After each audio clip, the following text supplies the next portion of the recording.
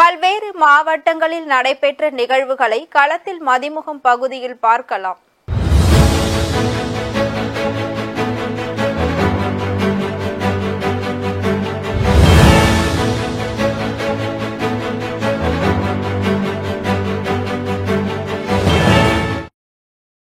அரியலூர் மாவட்டம் மீன்சுருட்டி பகுதியில் புகையிலை பொருட்கள் குடோனில் பதுக்கப்படுவதாக தொடர்ந்து காவல்துறையினருக்கு ரகசிய தகவல் கிடைத்தது.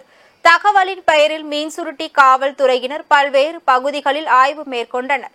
அப்போது பெங்களூரில் இருந்து மூட்டை மூட்டையாக விற்பனைக்கு காரில் கொண்டு வரப்பட்ட 4 லட்சம் ரூபாய் மதிப்பிலான புகையிலை பொருட்கள் மற்றும் கடத்தலுக்கு பயன்படுத்திய காரை மீன்சுருட்டி காவல்துறையினர் கைப்பற்றினர். அரியலூர் மாவட்டத்தில் சுமார் 250க்கும் மேற்பட்ட திரைப்பட மேடை நடன கலைஞர்கள் குடும்பத்துடன் வசித்து வருகின்றனர். இந்நிலையில் திருவிழா காலங்களில் மேடை நடன நிகழ்ச்சிக்கு அனுமதி வழங்க கோரி தமிழ்நாடு திரைப்பட மேடை நடன கலைஞர்கள் நலசங்கத்தின் சார்பில் பல்வேறு திரைப்பட நடிகர்கள் வேடமிட்டு மாவட்ட ஆட்சியரிடம் மனு அளித்தனர். தூத்துக்குடி மாவட்டம் செட்டிக்குறிச்சி கிராமத்தில் சுமார் 4000க்கும் மேற்பட்ட பொதுமக்கள் வசித்து வருகின்றனர். இந்த கிராமத்தில் கல்குவாரிக்கு அனுமதி வழங்கிய கனிமவளத்துறை மற்றும் வருவாய்த்துறையினரை கண்டித்து அப்பகுதி மக்கள் கடைகளை அடைத்தும் கருப்பு கொடி கட்டியும் போராட்டத்தில் ஈடுபட்டனர். இதுகுறித்து விவசாயி செந்தூர் பாண்டியன் கூறினார். கைத்தார் யூனியன் செட்டிக்குறிச்சி பஞ்சாயத்து இதுல 7 வருஷமா கோரி ஒவ்வொரு கோரியா ஆரம்பிச்சிருக்காங்க. ஒரு கோரி இப்போ 7வது கோரி இப்போ வந்து ஊர்லேருந்து 100 கிலோமீட்டருக்கு மேற்க கோரி ஆரம்பிக்க போகிறாங்க. நாங்கள் அந்த கோரிக்கெல்லாம் அதிகாரிலாம் போயிட்டு வந்து ஒரு எதுவுமே கிடையாது. எதுவுமே கிடையாது. அவங்க இதுக்கு அவங்க என்னெல்லாம் செய்கிறாங்களா எது செய்கிறாங்களா நாங்கள் சொல்றதுக்கு எதுவும் செய்யலாம். உங்களுக்கு என்ன உங்களுக்கு பாதிப்புன்னு கேட்டாங்க. அதிகாரி வந்து இந்த மாதிரி தூசி வருது, வெடி போட்டால் வீட்டில் வளருது அப்படின்னு சொன்னோம். அதை அலற விடாமல் வேட்டை பைய போட சொல்கிறோம். வேட்டை பைய போட்டால் எப்படி போட முடியும்? பைய போடுறது தூசி வராமல் நாங்கள் பார்த்துக்கிறோம், பச்சை தூசி வச்சு நாங்கள் கட்டி மறைச்சிக்கிறோம் அப்படின்னு சொன்னாங்க. எதையும் மறைக்கவும் செய்யலை, எதுவும் செய்யலை. அவங்க சொல்றது ஒன்று செய்யறது ஒன்று செஞ்சுக்கிட்டு இருக்காங்க. இது எதுவுமே இந்த இருக்க கோரி நாங்கள் மனு கொடுத்ததுக்கு எதுவுமே எங்களுக்கு சொல்லலை, எதுவுமே கிடையாது. இப்போ வந்து புதுசாக ஊருக்கு மேற்க 100 அடிக்கு 100 மீட்டர் பக்கத்தில் கோரி ஆரம்பிக்க போகிறோம் சொல்லியிருக்காங்க. நாங்கள் எந்த அதிகாரி முன்ன பார்க்க போகிறேன்.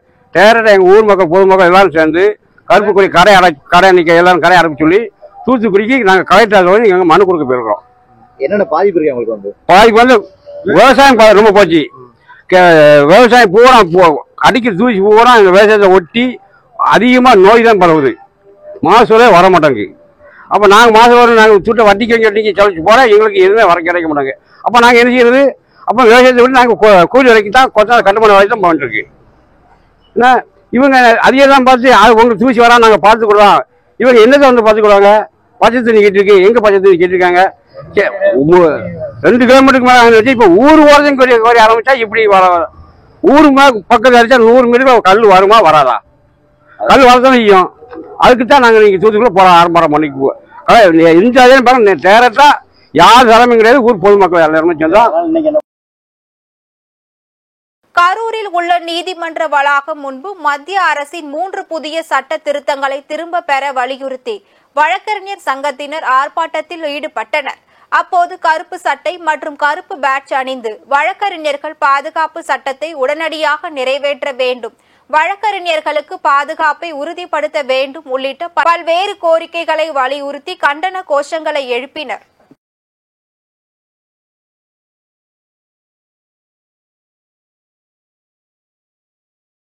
மயிலாடுதுறை மாவட்ட ஆட்சியராக ஏபி மகாபாரதி பணியாற்றி வருகிறார். அவர் நெஞ்சுவலி காரணமாக சென்னையில் உள்ள மருத்துவமனையில் ஆஞ்சியோ சிகிச்சைக்காக அனுமதிக்கப்பட்டார். இந்நிலையில் சிகிச்சை முடித்து ஊர் திரும்பிய ஆட்சியர் ஏபி மகாபாரதி ஓய்வின்றி மக்கள் குறை தீர்க்கும் நாள் கூட்டத்தில் பங்கேற்று மனுக்களை பெற்றார். தொடர்ந்து அலுவலக கூட்டரங்கில் நடைபெற்ற நிகழ்ச்சியில் பேசிய அவர், உங்கள் பிரார்த்தனை தான் என்னை காப்பாற்றியது என்று நன்றி கூறினார்.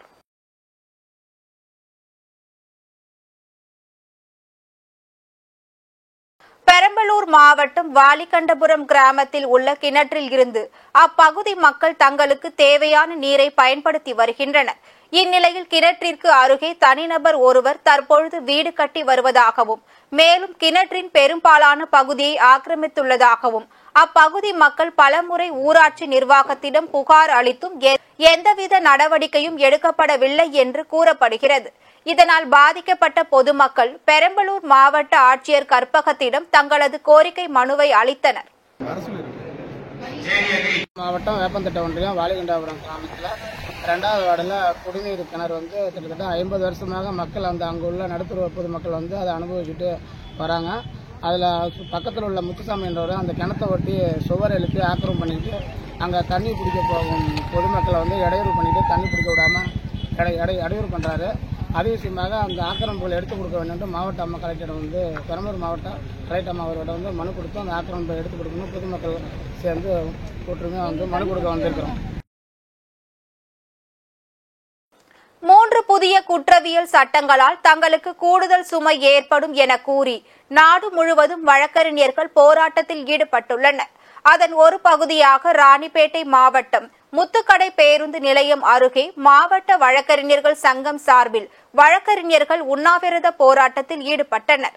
அதேபோல் திருப்பத்தூர் மாவட்டம் ஆம்பூர் ஒருங்கிணைந்த நீதிமன்ற வளாகம் முன்பு வழக்கறிஞர்கள் நீதிமன்றத்தை புறக்கணித்து போராட்டத்தில் ஈடுபட்டனர். அப்போது குற்றவியல் நடைமுறை சட்டத்தை திரும்ப பெற வலியுறுத்தி கருப்பு பேட்ஜ் அணிந்து மத்திய அரசை கண்டித்து கண்டன கோஷங்களை எழுப்பினர்.